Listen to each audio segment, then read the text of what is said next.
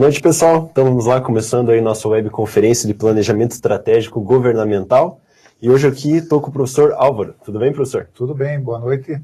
Boa noite. Sejam todos muito bem-vindos a essa videoconferência para tirar suas dúvidas e para que a gente possa explorar um pouquinho mais ainda esse universo tão gostoso que é o planejamento estratégico. Legal. Professor, vamos começar falando aí qual que é a importância da disciplina de planejamento estratégico governamental? Falar de planejamento estratégico é algo extremamente interessante e extremamente prazeroso, né? Quando eu falo, por exemplo, numa organização pública, ou melhor, quando eu falo numa organização privada, eu tenho uma visão de horizonte que normalmente ele pode ser de médio, curto, longo prazo. Quando eu falo em políticas públicas, quando eu falo em políticas sociais, eu tenho que ter em mente uma visão de longo prazo, uma visão que vai começar devagar e que ela vai acontecendo à medida que o tempo vai passando, até pela quantidade de pessoas que acabam adotando aquelas estratégias. O planejamento estratégico governamental é fundamental, não só para uma empresa pública direta, mas também da administração indireta, onde nós vamos pegar e onde nós temos que planejar todos os atos, pensando nos recursos, nas fontes, quais serão os nossos principais benefícios econômicos, sociais, que serão atendidos a partir desse planejamento.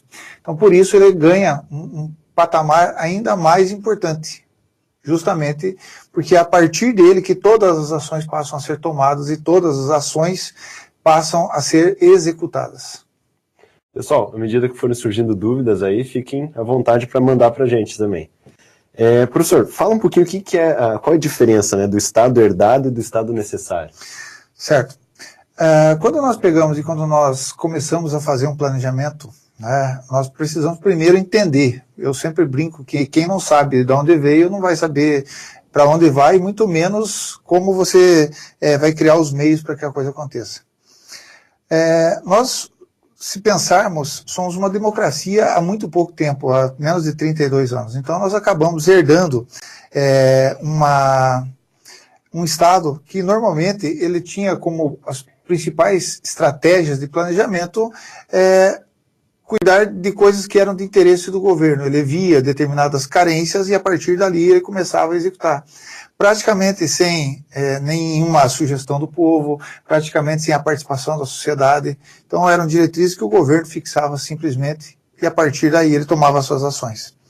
Quando nós falamos em Estado necessário, nós estamos falando de um Estado que ele é criado por todas as pessoas da sociedade. Então ele tem as suas instituições, né, administração direta, indireta, sociedade civil, e a partir daí essas instituições criam as demandas, apresentam as demandas, e essas demandas é que vão ser trabalhadas, não pensando no hoje, pensando justamente no desenvolvimento de longo prazo. Por isso, o Estado necessário ele é tão difícil de ser construído. Por quê? Porque existem inúmeros interesses nesse meio, e são esses interesses que vão pegar e vão fazer com que as ações acabem sendo tomadas. Uhum. E no que deveriam ser baseadas as políticas públicas? Quais princípios que deveriam nortear a criação delas? Tá. Um dos princípios que nós não podemos esquecer é a eficácia, né? Nós temos que pegar e temos que obrigatoriamente pensar na questão da eficácia do governo, de aplicar bem os recursos, de fazer com que os recursos sejam bem administrados. A segunda questão é a questão da efetividade, né? Ou seja, aquele sistema que eu estou criando, ele é legalmente correto? Não vai ter nenhum empecilho, não vai ter nenhum entrave, nada que venha a comprometer essa política que está sendo criada. Terceiro, né, a credibilidade. Tá? Isso eu acho que é uma das coisas mais importantes, justamente porque quem está propondo aquela ação, quem está propondo aquela política, ela tem que ter uma credibilidade, ela tem que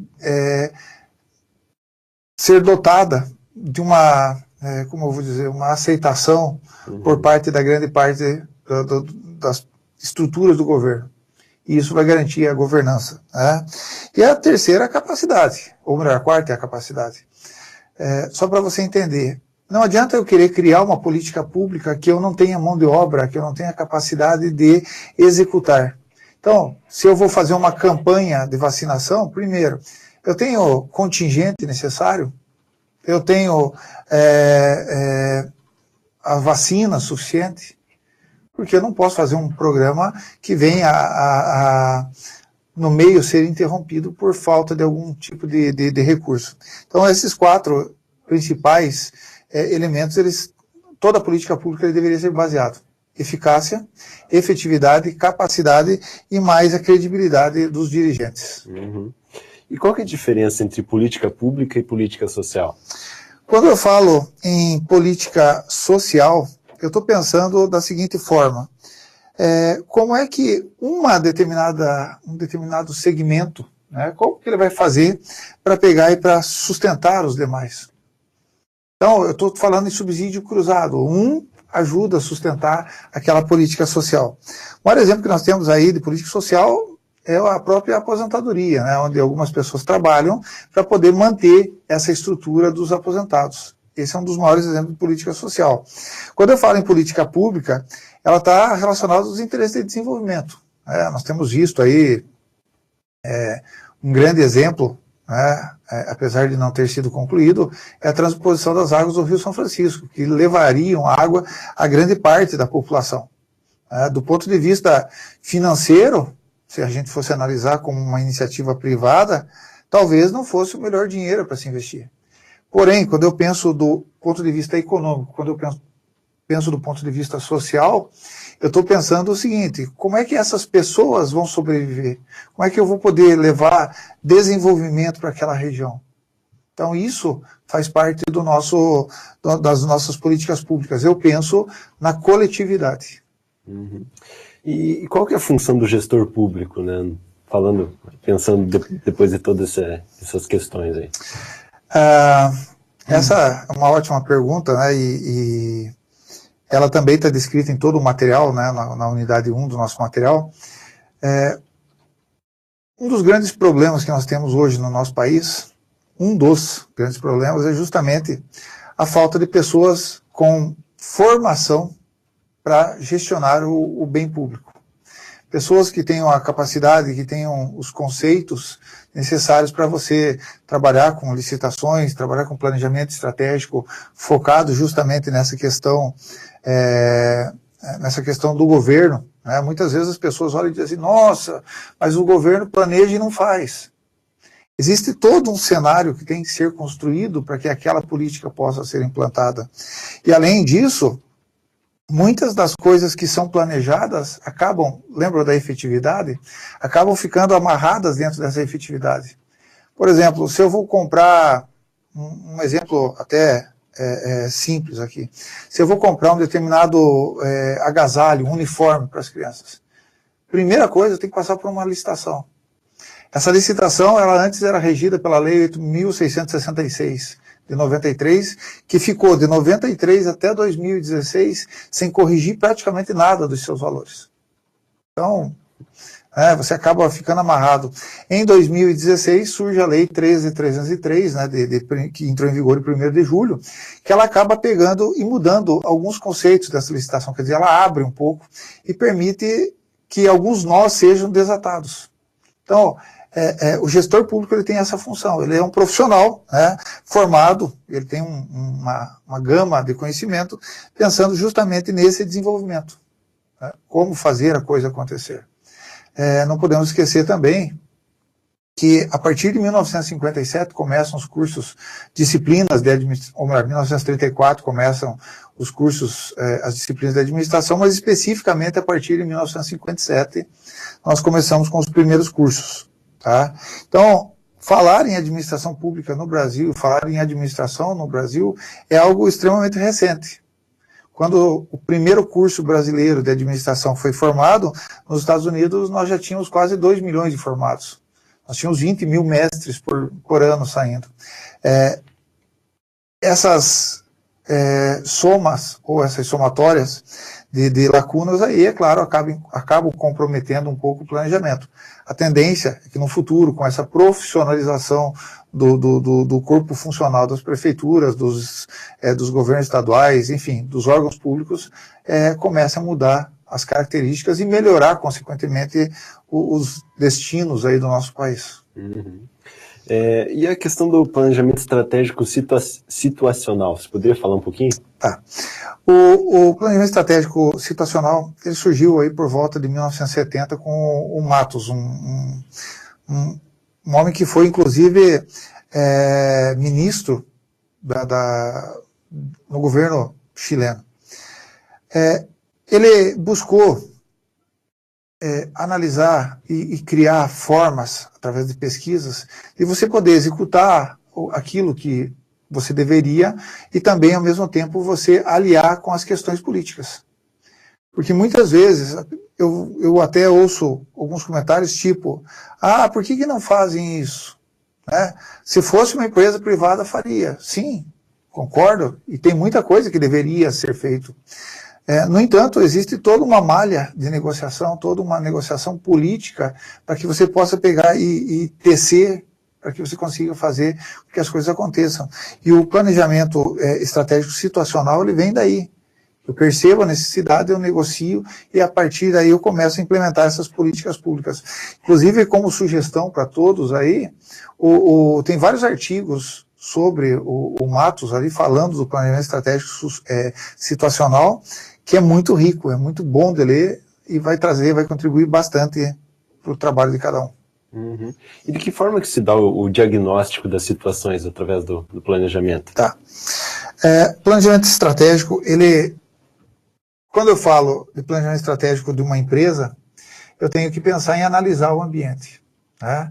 Quando eu falo em planejamento estratégico dentro de uma instituição pública, eu tenho que pensar, né, da seguinte forma. Eu tenho um problema, a partir desse problema eu preciso analisar quais são as possíveis causas e combater essas causas. Tá? Isso parece uma coisa extremamente fácil, mas não é. Né? Eu começo, surgindo o problema, eu tenho que analisar todas as variáveis e tentar agir naquelas que vão dar o maior resultado. Então você imagine, eu pego um órgão público que tem 200 mil, exagerando, né, 100 mil funcionários, tá? E eu tenho que pegar e fazer com que todos eles acabem comprando aquela ideia, comprando aquelas opções de planejamento que a gente acabou criando. Não é fácil, né? Até porque cada pessoa é diferente. Mas quando eu busco essa metodologia, a primeira coisa que eu vou fazer, eu vou fixar, vou descobrir quais são os problemas e como que eu faço isso, perguntando para a sociedade. Eu tenho visto alguns casos em prefeituras onde os prefeitos vão até as comunidades e buscam se informar quais são os principais problemas daquela região. E a partir dali eles começam a fazer o seu planejamento. Então, qual é o problema? Quais são as causas? E a partir desse momento eu começo a trabalhar pensando em atender aquele ator social, fazer com que aquele ator social se sinta inserido dentro desse meio da metodologia. É uma coisa bastante prazerosa e interessante, viu, Júlio, de se fazer. Isso que você comentou seria planejar a partir de situações problemas. Exatamente. Vamos pegar um exemplo simples. Você tem uma determinada comunidade extremamente carente. Se você fosse um gênio da lâmpada, você chegaria e dizia, olha, eu quero que aqui tenha saneamento, eu quero que aqui tenha luz, tenha água, que os terrenos sejam todos divididos, que tenha calçada, que tenha asfalto. Mas a minha primeira pergunta para você, o que necessariamente eles precisam primeiro? Precisa de um posto de saúde. Legal. Aonde eu consigo isso? Quais são as pessoas que podem me auxiliar a conseguir isso? Né? Quais são os principais fatores que eu preciso do meu planejamento estratégico para pegar e fazer com que aquilo realmente aconteça? Aí você olha para mim e diz assim, não, mas fazer um planejamento, criar um posto de saúde é fácil. Será? Vamos lá, eu preciso da estrutura física, eu preciso de máquinas e equipamentos, eu preciso de enfermeiros, eu preciso de médicos. Tem tudo isso à disposição no mercado. Não tem, né? Sim. Em muitas regiões do nosso país, você tem médicos aí que simplesmente o cara, as especialidades deles são todas, justamente porque você não tem a condição de ter um médico efetivamente, um cardiologista, sabe? Então você tem que pensar dessa forma, buscando as soluções. Se eu não tenho um médico para esse posto de atendimento, aonde que eu vou buscar? Que forma eu vou atrair esse profissional para cá? Então eu tenho o problema e tenho as variáveis ali que vão afetar aquele problema. Eu preciso elencar quais são as principais e a partir daí definir de que forma eu vou atacar. Uhum. E a questão das fontes de recurso para colocar em prática esses planejamentos, como que faz para conhecer isso, né? Tá. Dominar essa área? Como eu falava para você, logo numa das primeiras perguntas, quando você vai fazer um planejamento estratégico, você tem que ter em mente o que eu vou fazer, como eu vou fazer, por que eu vou fazer, quando, onde e quanto isso custa. Nós não podemos esquecer que nós temos uma estrutura governamental, seja ela do executivo, seja ela do legislativo, seja ela do judiciário, que ela já tem uma estrutura com um custo formado. Quando eu resolvo implementar uma nova estratégia, né, uma forma de atender a essa população, eu tenho que pensar o seguinte: da onde que vem o dinheiro? Porque é bonito construir, mas quem é que vai pagar a conta? Nós temos visto aí várias situações onde a meta fiscal tem sido ajustada para valores absurdos, justamente por isso. Porque eu quero fazer, mas eu não tenho origem dos recursos. Quando você está na tua casa e você quer comprar alguma coisa, o que você faz? Você pega, consulta teu cartão de crédito, teu talão de cheque, tua conta bancária. Se não tiver, você adia. Mas eu pergunto para você, eu vou fazer uma campanha. Nós tivemos no ano de 2014, 2015, nós tivemos algumas cenas lamentáveis aí, em função da própria natureza. Tivemos um dos maiores volumes de chuva dos últimos 50 anos. E tivemos neve na nossa região, inclusive. Na ocasião da chuva, só na nossa cidade, mais de 400 famílias ficaram desabrigadas. Regiões inteiras ficaram embaixo d'água. Se você andar em toda a 277, em toda a nossa região, em toda a BR, você vai perceber que tem vários pontos de deslizamento. Quando eu estou na BR é uma coisa, quando eu estou numa cidade é diferente. Eu pergunto para você, como é que você faz numa situação dessas, onde você não pode simplesmente esquecer daquela situação, como é que você faz para resolver o problema? Como é que você faz para arrumar dinheiro do dia para a noite? Então, consultar essas fontes de recursos, podem ser estaduais, podem ser federais, né? Elas são fundamentais. Eu tenho fonte de financiamento que eu posso utilizar recursos a fundo perdido. Existem inúmeros programas, né, que vêm sendo desenvolvidos ao longo dos anos, ao longo da história. Então, essas fontes de recursos, o gestor público, ele tem como obrigação saber de onde vem. Por isso, né, uma questão da formação. Uhum. Em muitos países, quando eu tenho um gestor público, ele tem como tendência a ficar durante muito tempo dentro de um mesmo setor. Por quê? Para dar continuidade em todo o planejamento. O planejamento ele tem que ser feito no longo prazo, ele não pode ser feito para apenas 4 anos.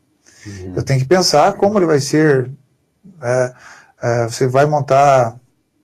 Vamos pensar uma situação aqui que ela é interessante.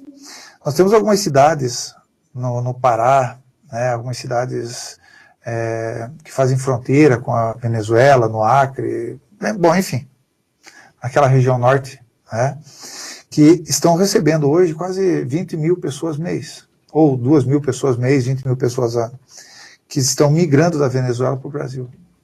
Como é que você faz uma política pública para uma situação dessas? Você vai ter que garimpar essas fontes de recursos, porque você precisa dar respostas rápidas. Quanto mais aglomeração de pessoas, mais vetores, principalmente que podem afetar a saúde, podem aparecer. Como é que você vai fazer para resolver isso? Entende? Então, conhecer essas fontes são fundamentais para que você possa, ao mesmo tempo, traçar políticas que sejam efetivas e eficientes, né, e eficazes para combater os principais males aí que nós temos hoje na sociedade. Uhum. Você comentou um pouquinho ali sobre a continuidade, o longo prazo, né, dos planejamentos. Aqui a respeito de Guarapuava, você comentou um pouco também, antes da gente começar a nossa web, né, que demorou um longo tempo até ela se tornar um polo universitário como é hoje, né? Isso. É muito comum, quando você enxerga uma cidade que está se desenvolvendo, você olha e diz assim, nossa, o prefeito deu sorte, né? Mas muitas vezes tem algumas coisas que elas acabam vindo ao longo do tempo. Citava você, se eu não me engano, pode ser que eu erre a data, entre 93 e 94, o então prefeito da cidade, César Franco, né, ele olha e diz assim, olha, o futuro de Guarapuava está nas universidades. Naquela época nós só tínhamos a Unicentro na nossa cidade. E ali ele acaba criando o CDTEG, que mais tarde o prefeito Vitor Hugo Burco acaba passando para a Unicentro a estrutura, né? E a Unicentro acaba assumindo todos esses custos ali para desenvolver a região. Tá? Você olha hoje, nós temos 5 universidades na cidade, fora as que são, fora as não presenciais, que são mais de 10. Tá? Então, você não pode pensar no hoje, você tem que tentar, ao longo do tempo, buscar pensar no longo prazo. Em alguns países de primeiro mundo, é muito comum, né, o secretário e o prefeito ser eleito, colocar os secretários, mas alguns desses secretários chaves são funcionários de carreira. Por quê? Porque o prefeito vai ficar 4 anos, o governador vai ficar 4 anos, o presidente vai ficar 4 ou 8 anos, mas aquilo não pode parar, ele deveria ser dado continuidade. E não é o que muitas vezes a gente vê no Brasil. Entra um governo, faz um trabalho, o governo seguinte ele tem como tendência, não, foi outro que fez, eu esqueço. Logo, não se tem essa continuidade. E isso acaba gerando custos, acaba gerando uma certa demora para se resolver problemas que muitas vezes são extremamente fundamentais, de coisas fundamentais para a população. Uhum. Vamos para algumas perguntas que o pessoal está mandando lá. Deixa eu ver, do José Nilson. Boa noite, professor. Qual seria a estratégia para se ter um maior engajamento dos agentes públicos e se ter uma efetividade no governo, já que difere da administração privada, que possui lucratividade, e no público isso não acontece? Tá. Uma das primeiras coisas assim, que a gente tem que pensar, José Nilson, qual é o estado que nós queremos? Né? Então, a partir dessa construção, nós começamos a pegar e começamos a traçar políticas de longo prazo. Qual é o estado que nós queremos? Muitas vezes, o engajamento social ele é difícil justamente porque as pessoas não conseguem perceber o benefício que aquilo vai trazer. Tá? Se eu dissesse para você, há alguns anos, por exemplo, que nós criaríamos uma instituição estou tentando achar um exemplo aqui, uma instituição numa cidade que tem bastante violência. Né? Nós vamos criar uma cidade como Medellín. Esse eu acho que é um exemplo bem interessante. Todos nós sabemos o que a cidade de Medellín sofreu e principalmente a questão dos narcotraficantes. O governo se engaja junto à sociedade, e isso é importante, José Nilson, a gente dizer. O governo não é apenas o prefeito, os secretários, o governador, os secretários. O governo é o povo. Né? Onde você elege alguém e depois você vai fiscalizar, ver se ele realmente e efetivamente está fazendo. O governo de Medellín recebeu apoio e ele resolveu mudar o conceito que as pessoas do mundo inteiro tinham da cidade, que era um conceito de narcotraficantes. Teve lucro? Nenhum. Teve benefícios econômicos e sociais? Com toda certeza. Hoje Medellín é uma das cidades mais modernas que nós temos dentro da Colômbia. Tá? Então, é necessário, primeiro, que o povo se engaje nessa ideia, queira mudar, queira transformação, e segundo, a partir políticas, né, que nós possamos pegar e fazer com que todos acabem participando. Nós somos muito bons, e eu vou falar isso por mim, não sei os demais, é muito comum a gente criticar, porque o governo não faz isso, porque o governo não fez aquilo. Bacana. Quando você participou de uma sessão da Câmara? Né, no dia da aprovação do planejamento plurianual, você estava lá? Você foi ouvir o que tinha sido pedido? Se vai o governo, né, até a sua comunidade e diz que ele quer discutir os problemas sociais, quantos aparecem? Então, esse engajamento começa justamente pela questão da participação da sociedade. Tá? Lembrem, o objetivo de uma empresa privada é dar lucro, mas o objetivo de uma empresa pública é desenvolver a sociedade, quer do ponto de vista econômico, quer do ponto de vista social. Vamos lá, tem mais uma pergunta, também do José Nilson, lá, comentando. É muito boa a sua resposta. O livro da disciplina diz que nós podemos ser uma resposta para uma nova perspectiva de melhoria e fortalecimento do Estado necessário. O que podemos fazer para isso acontecer, já que vemos que é emergente essa ação? Como eu falei, José Nilson, a primeira coisa é participar, né? Buscar efetivamente ajudar a construir o plano anual, né? Os planos de desenvolvimento regional. Nós só vamos conseguir que o nosso país mude a partir do momento que nós mudarmos. Esse é o primeiro ponto. Eu acho que talvez seja o mais importante de todos. Né? Começamos a participar, apresentamos ideias, cobramos soluções e fiscalizamos, né? Porque não adianta nada eu ir numa reunião, apresentar uma ideia e não aparecer mais. Né?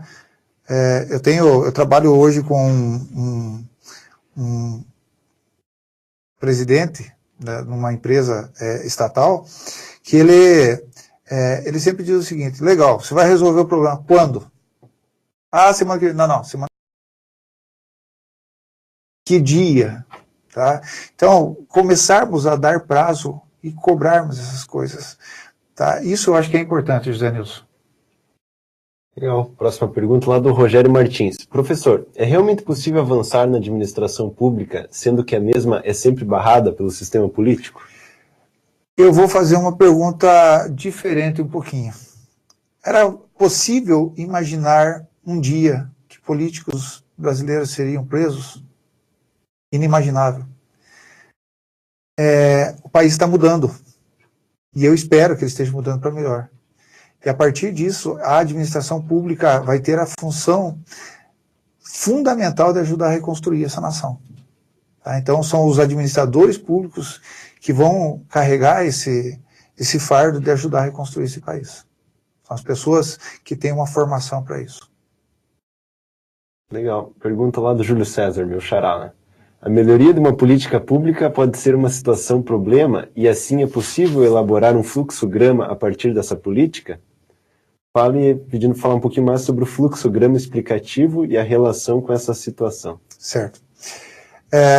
Júlio, eu preciso fazer uma analogia agora a uma ferramenta da qualidade que nós chamamos de gráfico de Ishikawa ou espinha de peixe, né?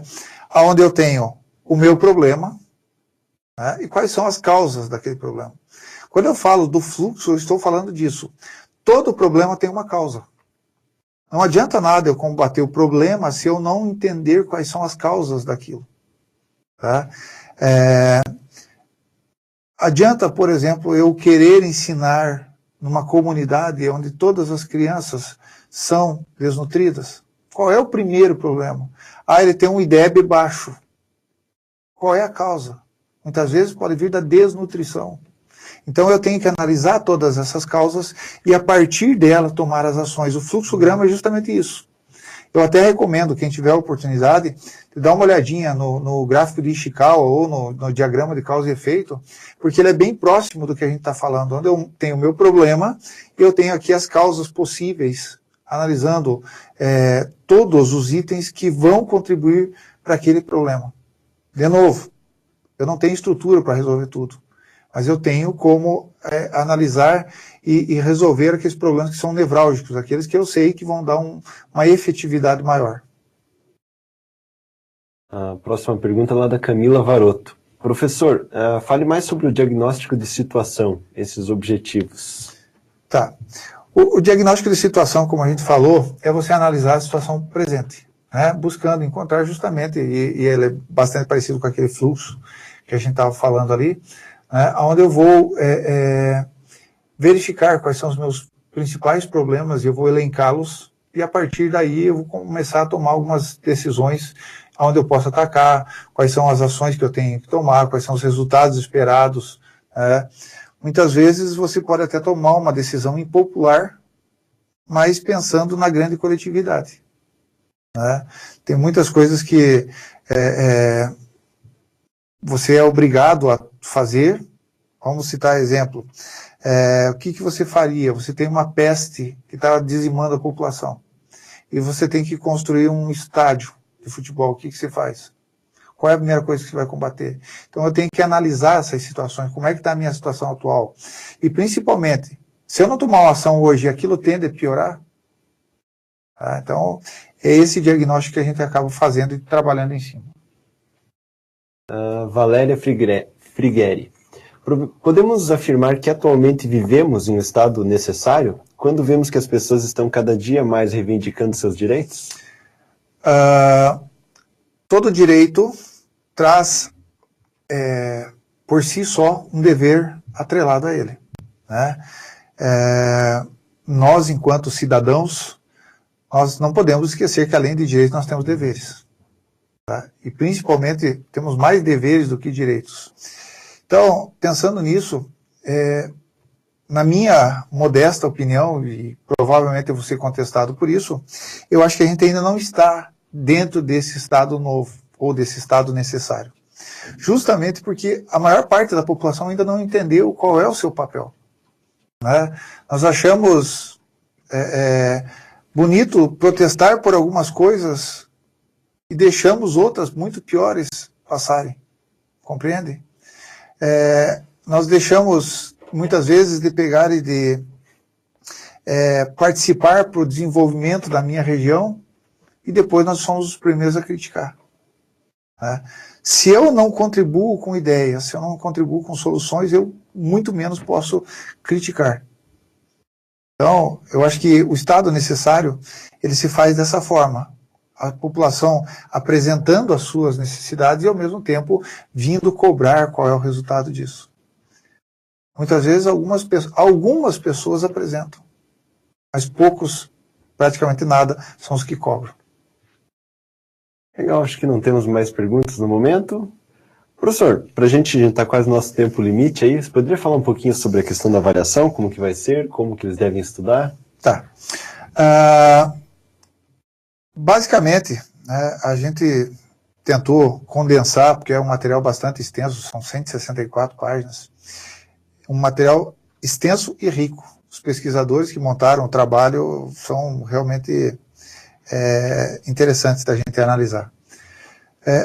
Algumas coisas que nós não podemos perder de vista quando formos estudar para a prova. Primeiro, aqueles slides que estão à disposição lá de todas as semanas, porque de certa forma eles acabaram agregando conhecimentos ali que vão ser úteis. Tá? Foram pinçadas algumas ideias que podem ser úteis para se estudar. E a leitura do material. Então, se você lê os artigos que estão disponíveis, se você acompanhou os slides, se você deu uma olhada em todos eles, eu sei que são 78, mas bem trabalhadinho aí, foram 3 semanas, dá para fazer uma boa análise. Tá? Leitura do manual, leitura dos nossos slides e os artigos que foram liberados lá. Tá? Essa é a base da nossa prova. Tem mais uma pergunta lá do José Nilson. Fale, professor, sobre administração pública, gestão pública e PEG, que ficou dúbio no livro. Tá. Quando eu falo em administração pública, eu estou tentando caracterizar a função. Tá? Vamos lá. são duas coisas distintas. A administração pública é um conceito do que é administrador, né? Porque normalmente as pessoas confundem business public, que seria, né, um negócio público, um comércio ou algo público, com a gestão pública. São conceitos diferentes. O administrador público ele é aquela pessoa responsável pela gestão do processo como um todo. Tá? Quem é o administrador público? Vamos lá. Prefeitos, governadores, dirigentes de órgãos da administração pública, direta e indireta. Já o gestor público é aquele que vai gerenciar os recursos, que vai trabalhar dessa forma. E quando eu falo de planejamento, eu estou falando de como planejar as ações. Tá? Como é que eu vou implementar as políticas públicas? Como que eu vou implementar as políticas sociais? Nós estamos vivendo um momento aí de reforma da Previdência, onde hoje se fala que se não tiver uma reforma agora, daqui a 2030, 2040, será insustentável. Então, veja bem, eu estou falando de uma política que vai perdurar durante muito tempo e vai dar uma sustentação para que a economia não seja afetada. Uhum. Mais alguma pergunta, pessoal? Acho que não temos mais nada no momento. Então tá bom, professor, mais alguma coisa antes da gente encerrar que você gostaria de falar? Eu gostaria de agradecer a participação do pessoal. Eu tenho acompanhado quase que diariamente, ou a cada 2 dias no máximo, eu tenho dado uma lida nos principais fóruns, né? E eu tenho realmente gostado muito daquilo que eu tenho visto e lido. Tem alguns exemplos, assim, Júlio, não sei se você tem acesso, mas tem alguns exemplos que são dados, algumas citações que são extremamente fundamentadas, sabe? Você percebe o zelo que aquelas pessoas tiveram no responder. E quando isso acontece, ele se torna prazeroso, né? Enquanto professor, de ver que o que eu estou fazendo de alguma forma está contribuindo para o crescimento, e enquanto estudante, porque todos somos estudantes, você começa a perceber que você tem formas de crescer ainda mais e melhorar o seu dia a dia. Então, queria parabenizar todas as pessoas que estão participando dos fóruns, porque tem sido muito gratificante ler as respostas. Tá? Eu não tenho conseguido dar os parabéns a todos, mas já deixo de público aqui o meu agradecimento a todos pela participação. Uhum. Legal. Só mais uma pergunta da Mariana lá, se as questões serão objetivas ou dissertativas na prova. Teremos 2 dissertativas, né, e 8 chutativas, quer dizer, objetivas. Tá? Tá certo. Então tá bom. Obrigado, professor. Obrigado a vocês. Obrigado, pessoal, aí, pelas perguntas, pela participação. Até a próxima.